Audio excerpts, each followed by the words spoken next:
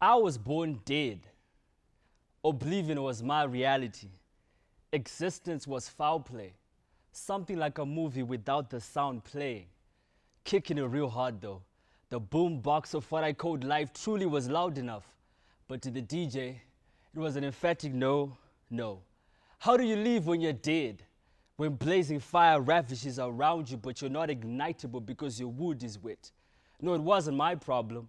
It is humanity's problem. Entry into this world is through the door of sin, and that's default, Adam's fault.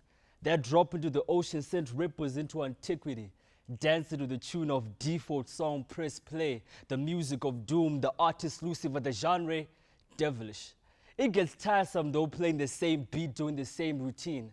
I did not know any better melody. I was born, I grew, I lived, I existed. So I thought. Then Gracie the button stopped on the radio, the music changed. The reverberation of heavenly melodies pierced my inner me, ordered an appropriate consequence of the action of my spirit to dance in divinity. It's called salvation music.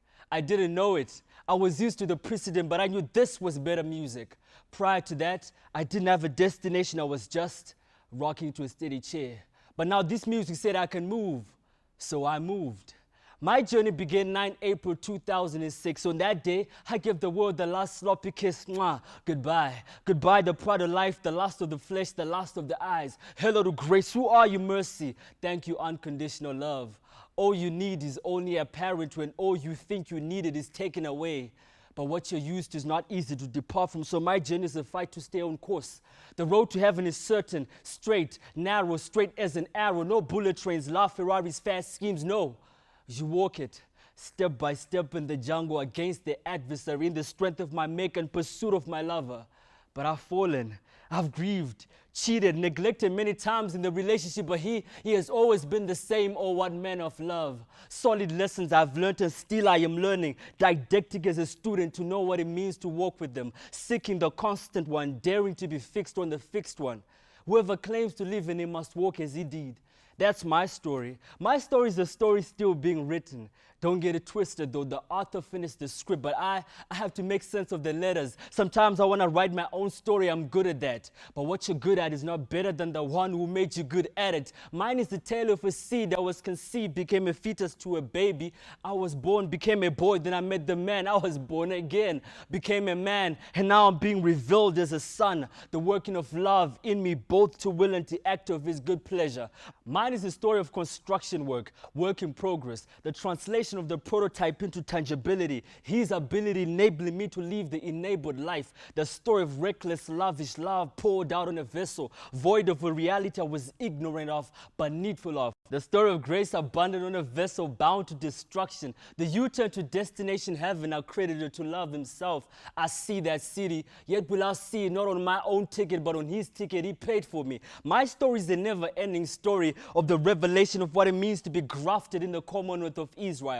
To have a deity be my God and I, his people. The people of the apple of his eye, the masterpiece, the master's piece. The story of the long time coming groom coming to wed his bride. I am his prize and that is my pride. The beauty of my story is, however, not found in the fact that I live it. It's found in the fact that my life has got a writer to it, and the writer wrote it for his glory, his beauty. The wise words of Elah, who I'll fetch my knowledge from afar, and I will ascribe righteousness to my maker. Jehovah Shammah, Jehovah El Elyon, Jehovah El Roy, the Lord who sees, not from my perspective, but from his, the immortal one, the invisible, and the all-knowing being.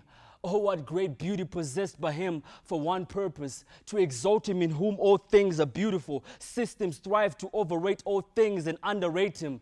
Indeed, there is a truth to that. For all things are indeed overrated, and he is not overrated. Actually, he is underrated. All creation speaks of the nature of the perfection of its creator. Stars wink from above the ceiling, singing and saying glorious realities, traveling light years from afar to any ear here, open to hear the resplendence of our being, all powerful, preeminent. If things can worship, why not we? More than things, but spirits who've been avalanched by the grace of his exudation. Our lives are the papers that he writes on to display to all. Talk about calligraphy, beautiful pictographs, incessant in splendor, rigorous in nature. All for the praise of his being.